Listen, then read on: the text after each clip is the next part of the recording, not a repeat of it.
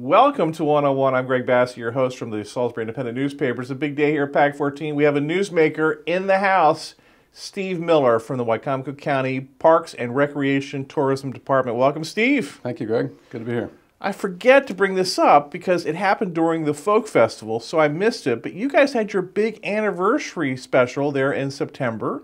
You had all the old employees came back. It was a huge deal, and I kind of missed all that. So talk about your anniversary and just how important your department has been to our county for so many years. Yeah, this is a special year. It's our 75th anniversary for Recreation and Parks. So we're the second oldest Recreation and Parks department in the state of Maryland. Started right after World War II in 1946 with a Recreation Commission, and it's just evolved over time. But the county's really been a leader in recreation parks for a long time, and it was fascinating for me as an employee and as director of the department to, as we dug into all the research, just to learn more and more of the history and the stories and the people that have brought us to this point. And it's just such a special history that has been touched by so many special people. But we did celebrate on September the 11th. We had a dinner at Civic Center. And one of the special things that came out of that we debuted that night was a documentary video that we had produced, which is a wonderful video. It's on our website, wicomicorecandparks.org. But it's a great snapshot of 75 years of history and kind of how we got to this point. Yeah, you had a visionary guy, Lauren Rickard, who I grew up around. You had no idea how really special he was. Then Gary Mackes, who really made that department something really important for many years.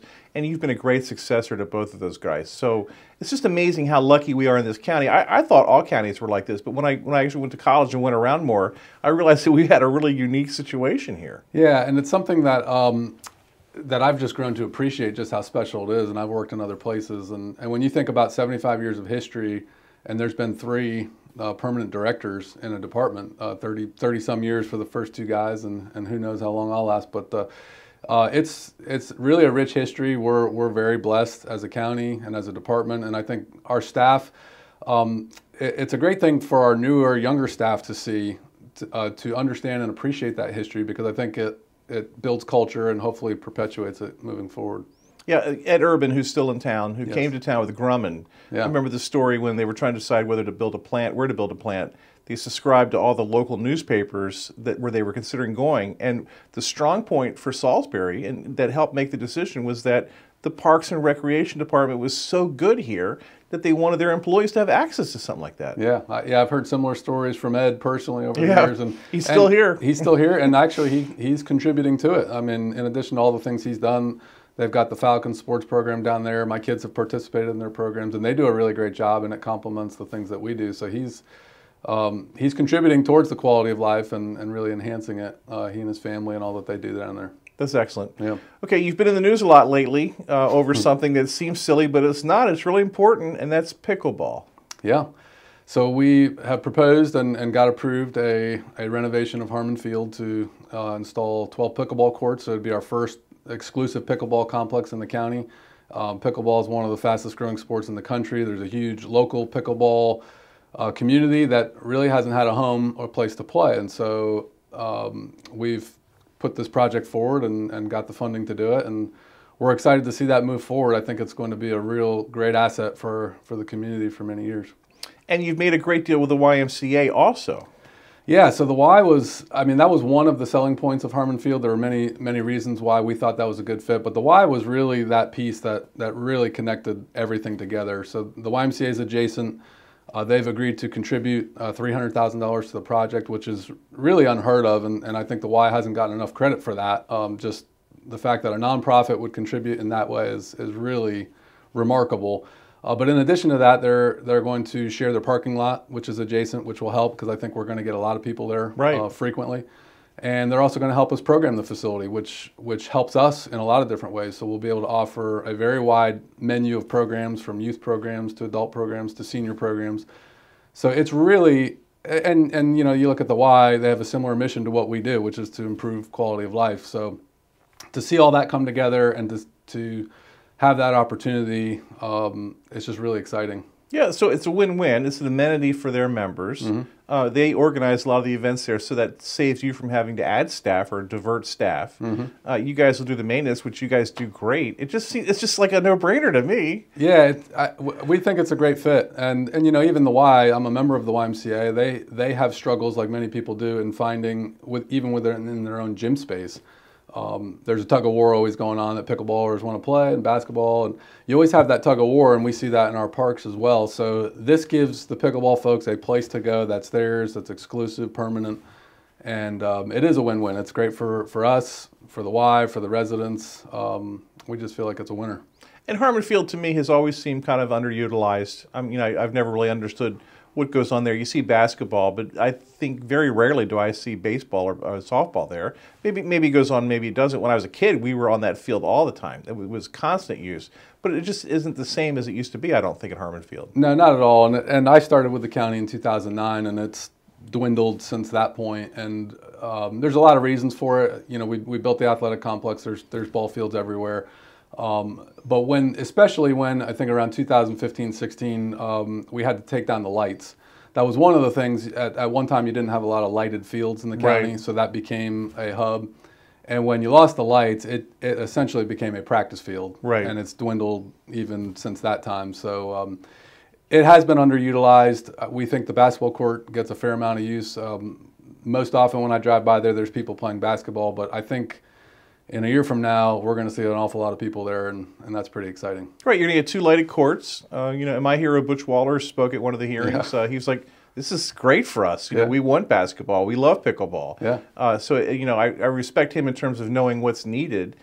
He was a baseball coach, too, and he really was in support of it. Yeah, yeah. Butch is tremendous. I mean, you talk about treasures in the community. Butch is at the top of that list. But yeah, I mean, the basketball component is a big part of it. There's also a playground component. We've got a swing set out there, but we're going to build a playground in addition to the other amenities. So again, this is, I look at it in a couple ways. One, it's a recreation asset that we don't have that's going to provide an amenity for everybody to enjoy.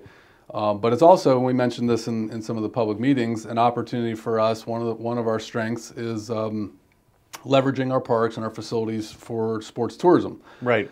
And so this creates another avenue where that's a possibility now, where we can host significant pickleball events, and people do travel for these types of events. We did 2 kind of trial tournaments as we were leading up to through this process, Billie Jean Jackson. And in both cases, we had over 100 participants from 5 different states, and these were events we just kind of threw together to see.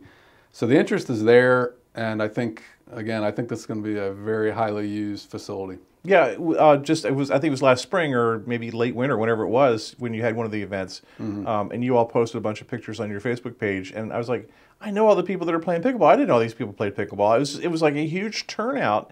And it was just obviously a big success. Yeah, and it's fun when you go out and play and you watch people. It's a very social game. Yeah. So people enjoy playing, but people also enjoy watching.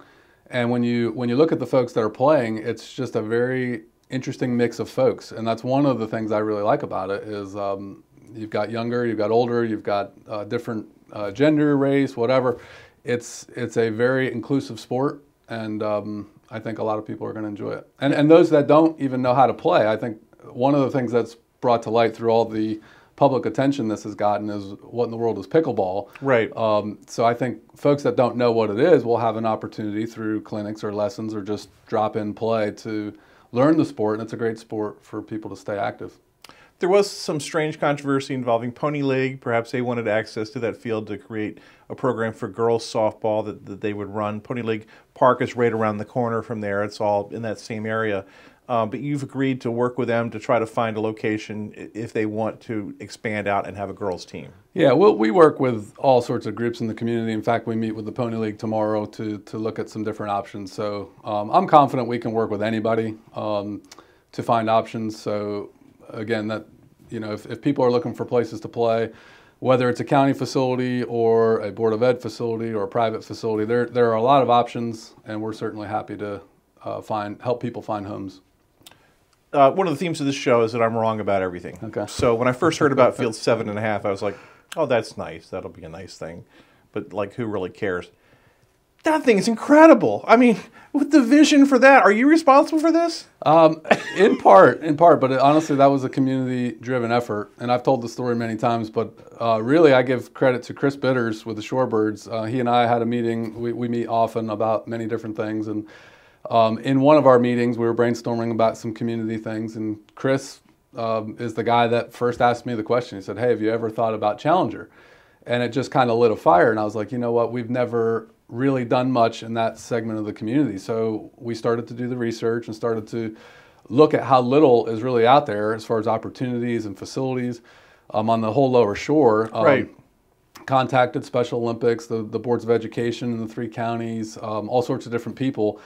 And the more we went down the road, it just kind of lit a fire that, hey, this is a real opportunity for us to do something. And it just began to snowball and just gain momentum. And in relatively short time, it went from an idea to a reality, and we got to open that up this past spring, and it was awesome. It's so nice, and it's a facility for people with special needs. You play wiffle ball there too. You just had your big wiffle ball tournament, which was really cool. Yeah. But it's just so nice, and just the way the community came together, and the Rotaries and all the different groups, the signage, the advertising, the quality. It's just really impressive. I think it's like a role model for anyone else who wants to do this. Yeah, and I appreciate you saying that because it's something near and dear, I think, to all of us in the department and in the county. And it truly was a community effort. When you look at all the banners on that wall, and you hate to name names because there's so many that were involved in it, but Purdue Foundation was a huge one, Donnie Williams, the Rotary Clubs, Shorebirds.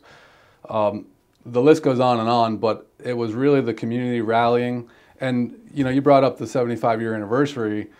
It was kind of neat to go through this because as we went through the history, there are many occasions through the history where the community rallied to do stuff like this. Right. Building the Civic Center, not once but twice, after it burned down, and Purdue Stadium, and Ben's Red Swings, and you name it. Like, there's so many stories of the community rallying. Right. And it was kind of neat to be a part of the next chapter of that tradition where the community just rallied, responded, and within a year and a half, again, we got a ball field and the inclusive playground, which is a huge part of that. Another, very much important part of it, Yeah. Yeah, again, another one of those things where I don't get it, other people get it, and they act on it, and it ends up really benefiting the community. It really does. Yeah, and I'll admit, you know, maybe we should have done this a long time ago, but again, it was exciting to be a part of that and to see the community rally. And sometimes it takes guys like us a little longer to catch on, but anyway, we're excited. So a couple years ago, you did some renovations to the inside of the Civic Center. Really made it, the new flooring is really nice. But I hear you're going to do something on the outside now. Yeah, we're really excited about this because, as you mentioned, most of the resources we've had have focused on the inside. But we're planning what we're calling the exterior renovation project. It's a 2-part project, really. One element is to really freshen up the outside of the building and give it a fresh look and an aesthetic improvement. But the second part is a safety component. What we're going to do is most large venues, if you go to Baltimore, D.C., or large venues, there's usually a security barrier where pedestrians are safe once they come onto the campus. It creates that kind of safety barrier from vehicular traffic and whatnot. We don't have anything like that right now at the Civic Center. So that will be a really important part of this. Is to create a safer environment when we do large concerts, large shows, graduations, and also to freshen up the outside of the venue. So it's something I think we're really excited about. The work up at Henry Parker Park complex, if Mr. Parker was still here, he would be so honored. He wouldn't believe it. He would be speechless knowing him in terms of what's going on up there. But what a very first-rate facility, and you guys have really kept it up and expanded it and made it even better. Yeah, the last 5 years has been, I think, really important for the complex. We were getting in the mid around 2015. We were getting to the point where you had a 30-year-old facility that was starting to get passed by other newer facilities. So I'll give credit to the county and to the executive and council and whatnot. To invest in that park has been really critical. So we were able to install turf fields. We've got 7.5, the playground. And it's really brought that thing to life and really modernized the facility with different amenities. And it's now, I think we've solidified our place in the region as a hub for the baseball, softball activity. One of the things, the controversy came up again through the Harmon Field. There was more discussion on the West Side complex. Land was bought there. nothing's really happened on it. We went through a recession. We've had all these things going on. Not really sure what the vision should be for that park. But it seems like the discussion's starting again. Where are we with that West Side? What do they call it? The West Side Complex? It's referred to as the West Metro Core property on Levin to Shield. Right, yeah. so it'd be out there, and this sounds bad, but like just south of where the dump is, but that area of the county to serve the people on the west side down Nanticoke Road. Yeah, so we are actually initiating an RFP process to conduct a master planning effort at the park. So that would be a community involved effort to develop a master plan. And the real question is, to me, is the intent of the property when it was purchased back in 2009 was for a community park. And things have changed over time, needs change. And so I think the process to me is to figure out, okay, what makes sense in the countywide system, but then also what makes sense and what do the residents want to see that live out on the west side. And so those are the questions we're going to be answering over the next few months as we hire a master planner and we go through that process. And I'm hopeful by next summer or early fall that we would have something that the public would be able to latch onto so that we know what it is that we need to do. Yeah, I know when I used to live in Quantico, we were like, well, we want our own Henry Parker Park over here, on this side of town. But really, once they put the Route 50 bypass was opened, it wasn't hard to get from the west side to Henry Parker. So yeah. I don't know that you need another thing like that, but you guys will figure that out. Yeah, and that's part of that whole process is again, meeting the needs of the residents, but also building something that makes sense, something that fits in the context of the system, that we're not duplicating stuff that we don't need to. The last thing you want to do is build a park and invest that kind of money if you can't fill it, if people aren't going to use it, or it's not addressing the needs. So those are unanswered questions at this time, but it's a process. We're going to go through that process with public input, and I feel good about where we are, and I think, at the end of this, hopefully we'll have some better answers. When Jim Kane built Winter Place Park for himself, for his daughter to train for the Olympics and made it a great horse complex, that was an interesting thing. Now the county owns that land, and you guys have really taken advantage of that. It's just amazing what you've been able to develop out there. Yeah, it's one of the jewels of the county system. So we lease the equestrian part to the Wicomico Equestrian Club, and they still do equestrian events out there throughout the year. And then the park itself has developed. We actually added a baseball field there a few years ago, and it's really one of the jewels in our system. And when we have the county fair there, it's like we're so lucky to have this space for this kind of an event. Yeah, yeah. We've never, one of the things we've always lamented within the department is we don't have a true festival ground. But I think the closest we have is a Winter Place, and for something like the county fair, it's a great venue.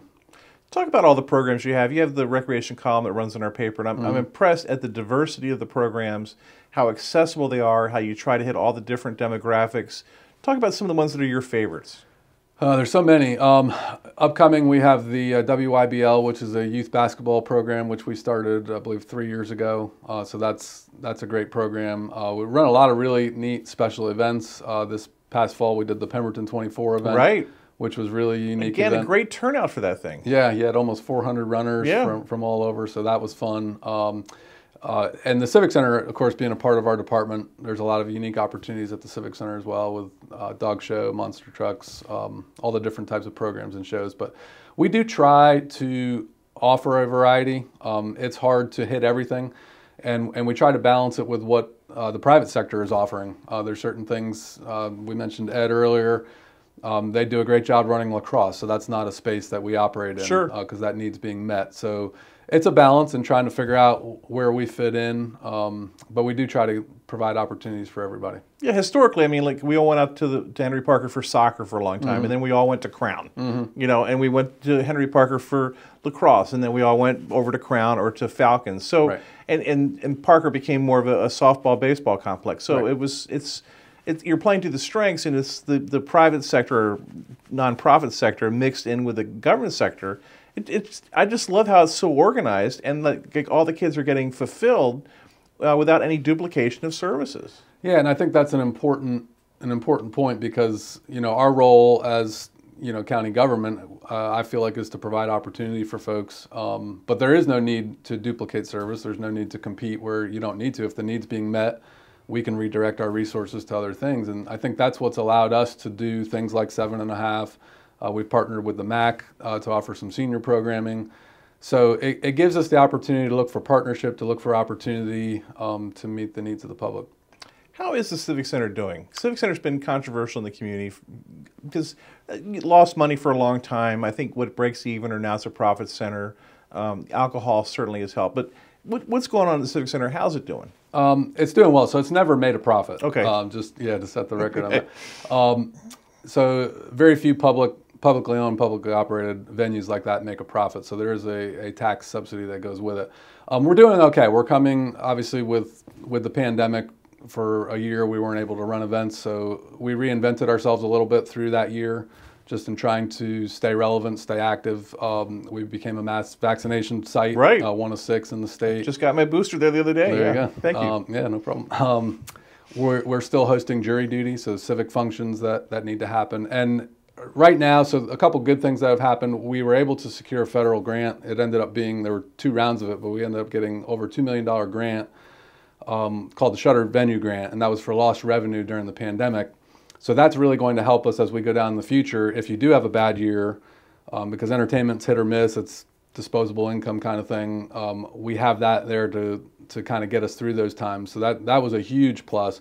And we're starting to see events slowly come back. The concert promotion type activity, it's coming back slowly, but one of the challenges is the rules are different still in many different places. So when you have an act that's on the road, the rules here in Salisbury might be different versus Annapolis or other states. So there are some promoters that, they're still a little gun shy. Some are wanting to go full steam ahead. So we're trying to find those opportunities and provide some entertainment. It baffles me how so many people don't understand how the Civic Center even works in terms of the venue and the shows.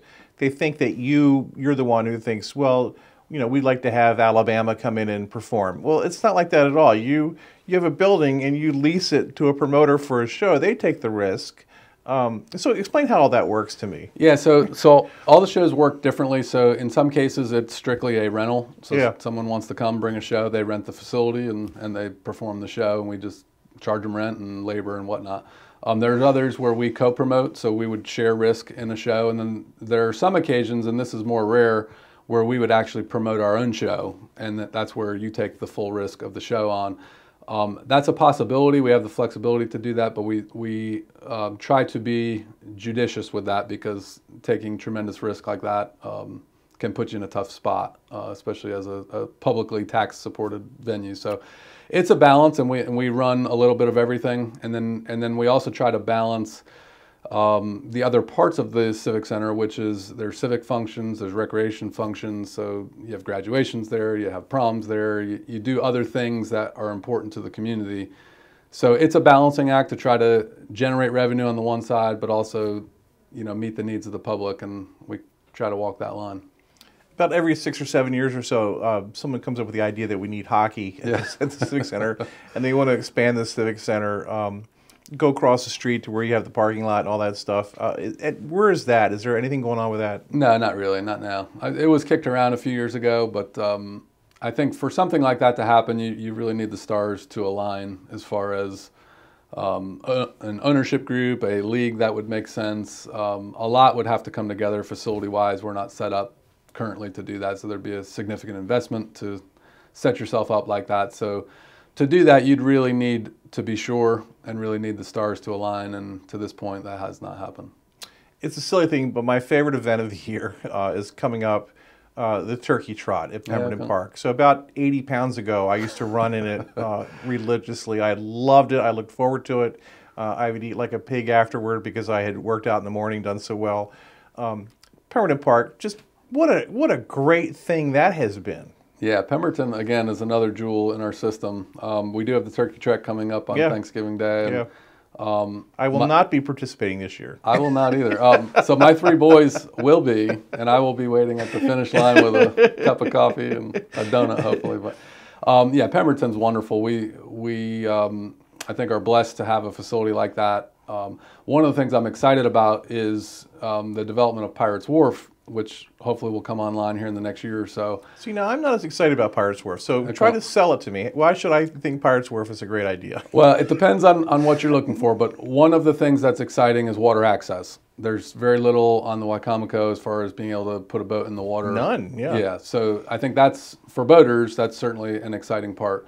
But I think it's going to not be exactly the same as Pemberton, but mirror Pemberton in that people that like to go out, walk, hike, bird, there's going to be plenty of opportunities out there at Pirates Wharf because there's so many different ecosystems out there that are just really unique. It's such a pretty setting. And we're trying in the development, so obviously you're having to put in infrastructure, parking, a restroom, all those types of things. But we intentionally tried to keep it as natural as possible. So I think it's going to be a really nice setting for people that wear out Pemberton that might want to get a different look. And, right. And I think you have an opportunity to do events out there and runs or whatever else. So I think it's going to be an exciting addition. Right. For people who don't know, Pirates Wharf would be between Quantico on Whitehaven Road, between Yes. Whitehaven and Quantico, basically. Yep. They're on the left on the riverside. Yeah. And there's some old growth trees there across the street. Yeah, so we're not planning to touch that in the development, but there is about 200 acres of wooded property across the street. And so there's some trails back there. A lot of it's wet. Right. So it's not something we're going to touch initially in this development. We're going to focus on the other side of the road. But you got a 300-acre property. And again, you know, you're looking back at the history, we purchased it in the mid-'90s. And the public really hasn't had access. And again, to me, that's one of the exciting parts about this is once we build this, the public will finally have access to that. Governor's Challenge is coming back up in December. That's a huge event at the Civic Center. Yeah, it's now the largest high school holiday tournament in the country. Amazing. We've got this Christmas, we've got 120 teams from 15 states. We've got Texas, Ohio, South Carolina. Coming from all over to play, and a lot of highly ranked players. So if you want to see some really good basketball at the holidays, that's become just a marquee event for us. Yeah, just the events where you draw people in. The softball, you know, I never really saw what happened with softball until a couple of years ago. They all showed up downtown on the same day, and there's 5,000 women down there, young women down there who are softball participants. It was just incredible. Yeah, and that's been one of the fun parts of that. I think people have, we're 15 years in now to that event, so it's something that people get used to. But I think having them gather for those ceremonies, like in the downtown, we've done it at Purdue in the Civic Center, you really get to see when they're all in one place. You really get to see the impact. Yeah, you see the economic impact. Yeah, absolutely. Yeah, and that's a huge thing for hotels, restaurants. It's a 3-week event, so it's one of many I think great things that we've got going. Okay, tell me about your website, how people can see what's going on, what programs you've got going on. How can people access you and your department? So I'll give you two, WicomicoRecandParks.org. You can see all about recreation and parks, facilities, programs, etc. And then WicomicoCivicCenter.org to see upcoming shows and things at the Civic Center. And WicomicoTourism.org shows you a little bit about the tourism end. So a lot of exciting times and exciting things happening. He's Steve Miller. He's Director of Wicomico County Recreation, Parks, and Tourism. Go out and buy your pickleball paddles because we're all going to go from Tennis Town, USA to Pickleball Town, USA. Thanks to Steve Miller and his crew. Thank you for being here today, Steve. Thank you. Appreciate it. I'm Greg Bassett from the Salisbury Independent newspaper. Another edition of 101 right here on Pack 14.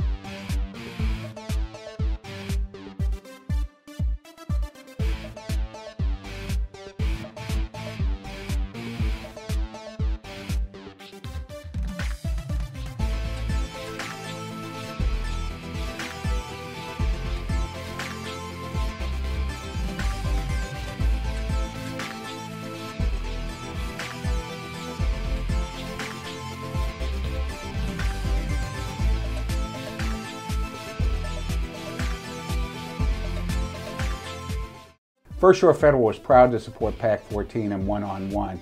We'd encourage every business to support PAC 14 and pick a program and support it, and let's make a difference.